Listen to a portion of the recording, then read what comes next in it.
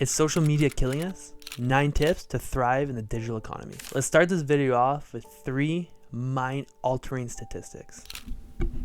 At number 1, mental health impact. According to a survey, young adults who use social media for more than 5 hours a day had a 70% increase in reported depressive symptoms compared to those using it for less than an hour. Wild. At number 2, sleep disorder. A study done by University of Pittsburgh in 2017 found that young adults who spent more than 2 hours a day on social media had twice the likelihood of reporting sleep disturbances. Crazy. And at number 3, FOMO. According to a 2019 study conducted by the Royal Society for Public Health in the UK, Instagram was ranked as the worst app for mental health, with a 57% of young people associating with anxiety and depression, largely fueled by FOMO. In this video, we'll discuss the following: the pros and cons of social media, 7 signs you need a digital detox, how to take back control of these social media platforms. I'm also going to go over 9 tips for mindful social media consumption, and then I'll talk about how to become a digital creator and not just a digital consumer. If you're new here, I'm Chris Trem. On a lifelong journey of discovery, my path is all about unlocking life's mysteries to boost our shared awareness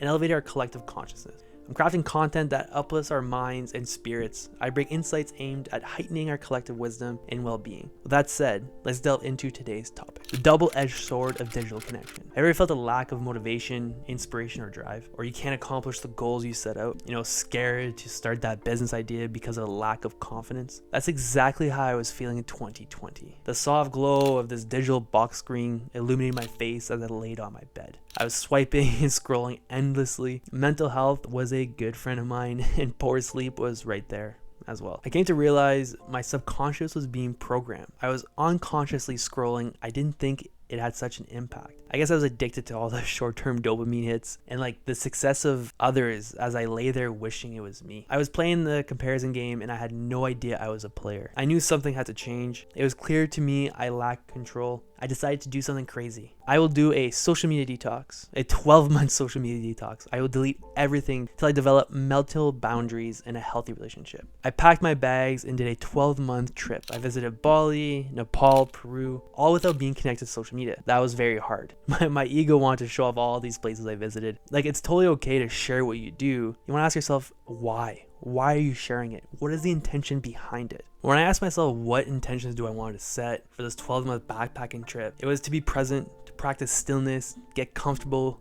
Get comfortable with myself and build self-confidence. Guess what? Social media did not bring any value to those intentions. This quote was important to me during my journey. Real connection, like real life, happens in the moment. Have you ever felt trapped in the paradox of being plugged in, yet feeling completely disconnected? While we're more connected than ever, genuine connection, stillness, and balance seem so out of reach. By the end of this video, you'll discover strategies to create a healthy relationship with social media. I spent the last 24 months trying an endless amount of things. I'm excited to share what I've come across with you in hope that it brings you value. Social media is not going anywhere.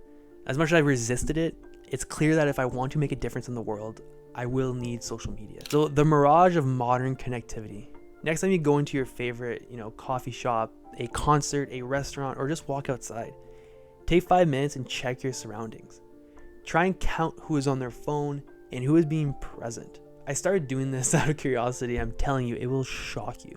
At a glance, it's a scene of modern life full of activity and energy. But if you look closer, you'll notice something. Most of the people aren't talking to each other.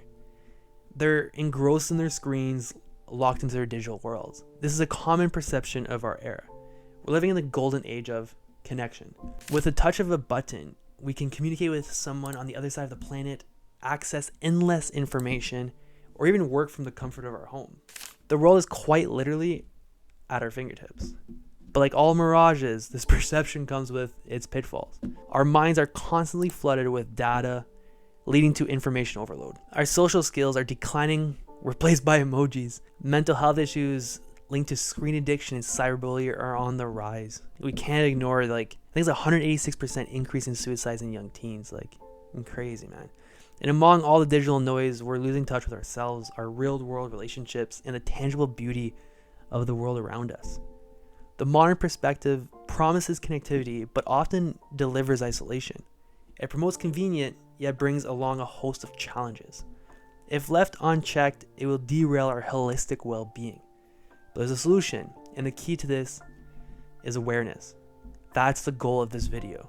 So check out this quote. Technology should improve your life, not become your life. I think this was like Billy Cox. So here are 7 signs you need a digital detox. 1, you're feeling anxious without your phone or constant notifications. 2, losing hours aimlessly scrolling on social media. 3, sleeping poorly or experiencing disrupted sleep patterns. 4, experiencing frequent headaches or digital eye strain. 5, neglecting offline relationships or activities you once loved. 6, feeling consistently overwhelmed or stressed by online interactions. And number 7, feeling the need to instantly respond to every digital message or email. If you're still watching, then something has connected with you. You're aware of the problem, and you're aware that there are solutions out there. Now, let's switch gears. Let's talk about the solutions, my favorite part. I'm about to share the 9 tips on how to thrive in the digital economy. But first, I want to share this quick thought. Social media can bring you freedom.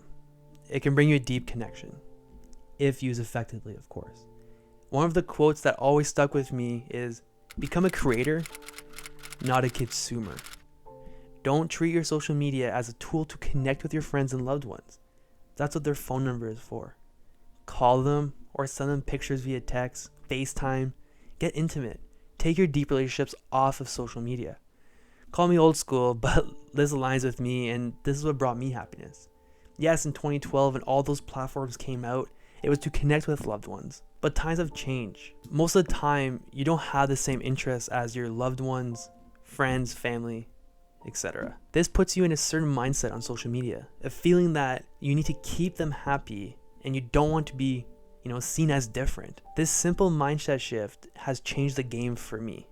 I love being different. I couldn't do it when I had subconscious ties to my old life that I'd outgrown. Create a new social media account. Use social media as a networking platform, a platform that you release your art into, a resume in the modern age. And when I say art, it can mean so many things. Your authentic voice, your product brand, your personal brand, your music, a podcast, a book club.